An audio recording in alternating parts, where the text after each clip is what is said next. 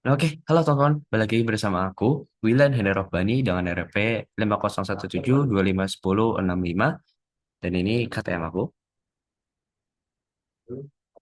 Oke, nah di sini teman-teman, eh, sebelumnya kita udah ngejelasin definisi mineral itu apa, dan sekarang kita akan mendefinisikan ataupun kekerasan mineral ataupun hardeners mineral itu tuh apa gitu.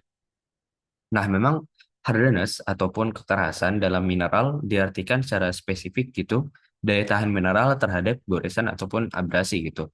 Dan untuk mengukur itu kita ada metode standar yang disebut dengan skala kekerasan Mohs itulah.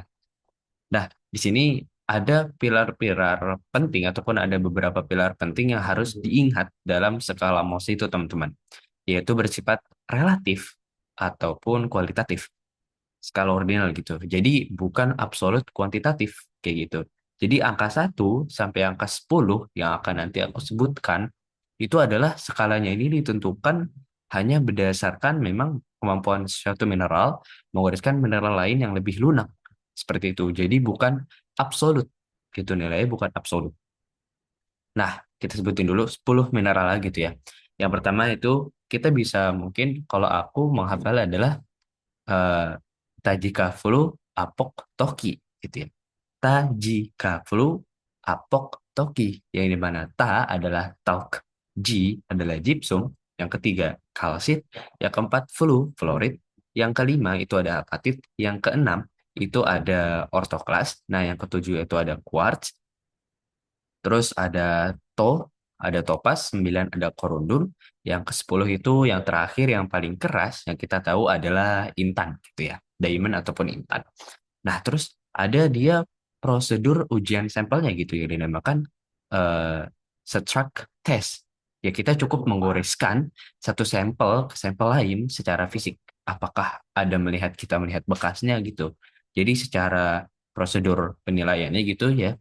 Jadi kita hanya melihat mineral ini ketika digoreskan apakah ada bekas permanen ataupun bubuk-bubuk mineralnya gitu, teman-teman. Nah, namun ada satu fakta ilmiah nih, teman-teman, yang sangat penting. Ini penting. Jadi mana ketika mengenai sifat relatif dan juga absolut skala ini. Contoh kayak misalnya eh, di laboratorium antara korundum dengan intan itu bahkan intan itu 4 kali lebih jauh, 4 kali lebih besar, 4 kali lebih keras dibandingkan dengan korundum. Padahal dalam skala Mohs yang tadi aku sebutkan tadi, korundum itu ada di yang ke-9, sedangkan intan ada yang di ke-10. Dan juga ini kan skalanya relatif ya, teman-teman. Yang sedang apa yang tadi aku bilang, maka memang skala relatif ini tidak bisa dijadikan sebuah absolut gitu ya. Contohnya tadi yang fakta unik tadi. Intan dengan korundum, padahal cuma beda satu, tetapi ketika diuji lab, dia memiliki 4 kali lebih keras dibandingkan korundum gitu kan. Oke, yang terus juga gimana sih? Kita menggunakan benda-benda sehari-hari, contoh kayak kuku, terus kayak koin, kayak pisau lipat mungkin, ataupun dengan kaca gitu ya. Ataupun kita sebutnya common field tools gitu ya, yang dimana kita gunakan sebagai pembanding. Contoh, sebagai kuku kita manusia, kuku kita gitu ya.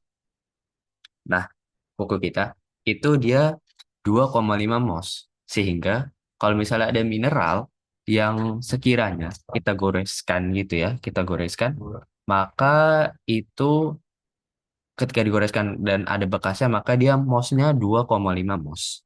Nah, terus ada poin tembaga. Poin tembaga itu sekitar 3 mos. Ataupun setara dengan kalsit gitu ya. Cara dengan kalsit.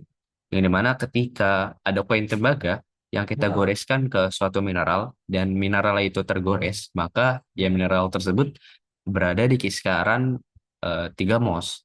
Terus ada lagi contohnya kita pakai paku besi gitu ya. Teman-teman pasti banyak lah paku besi di rumah gitu ya. Itu kita lebih baiknya pakai yang paku besi yang baru ya, teman-teman. Di mineral kita goreskan, jika memang mineral itu tergores, maka MOS itu ataupun mineral tersebut berada di kisaran angka 5,5 MOS. Yang terakhir contoh ada pecahan kaca.